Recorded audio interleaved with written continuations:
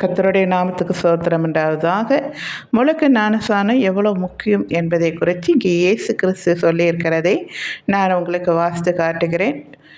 யோவான் 3ஆம் அதிகாரத்திலே 3லிருந்து நான் வாசிக்கிறேன், கேளுங்க.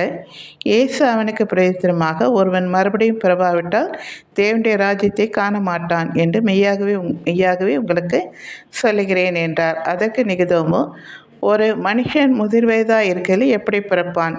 அவன் தன் தாயின் கற்பத்தில் 2ஆம் தரம் பிரவேசித்து பிறக்கக்கூடுமோ என்றான். இயேசு பிரயுத்தமாக, ஒருவன் ஜலத்தினாலும் ஆவியினாலும் பிறவாவிட்டால் தேவனுடைய ராஜ்யத்தில் பிரவேசிக்க மாட்டான் என்று மெய்யாகவே உங்களுக்கு சொல்லுகிறேன் என்றார்.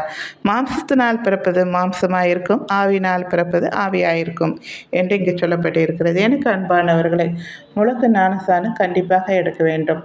நம்ம பாவ உணர்வு பெறுவோம் பார்த்தீங்களா, அது கொஞ்சம் வயசான ஒரு வாலிப பருவத்தில் நமக்கா ஒரு உணர்வு வரும். நாம் ரொம்ப பாவம் செய்கிறோம், இந்த பாவத்துலேருந்து எப்படியாவது விடுபடணும், இதுக்கு என்ன செய்ய அப்படின்னு நினைக்கும் போது இந்த காரியத்தையும் நாம் எடுத்துக்கொள்ள வேண்டும். முழுக்க ஞானஸ்நானம் நம்ம எடுக்கும்போது, அதாவது பாவத்துக்கு சேர்த்து கிறிஸ்துவுக்குள் நம்ம உயிர் தெழுவது தான் அந்த முழுக்க ஞானஸ்நானம். இது கண்டிப்பாக எடுக்கணும். ஆண்டவர் அந்த இடத்துல நாம் எடுக்கும்போது நம்முடைய பெயர்களை ஜீவ புஸ்தகத்தில் பதிவு பண்ணுகிறார். நமக்கு அப்போவே வெண்வஸ்திரம் கொடுக்கப்படுகிறது. நாம் மணவாளனுக்கு சொந்தமாகிறோம். அதாவது இயேசு கிறிஸ்து வரும்போது மணவாட்டியாக நாம் எடுத்துக்கொள்ளப்படுவோம். அதனால் இந்த ஞானஸ்நானம் கண்டிப்பாக முக்கியம். இதை நீங்கள் எல்லாரும் எடுக்கணும்னு நான் வேண்டிக் கொள்கிறேன். ஏன்னா இதுக்கு காலம் பொல்லாதவைகள் காலத்தை பிரயோஜனப்படுத்தி கொள்ளுங்கள்.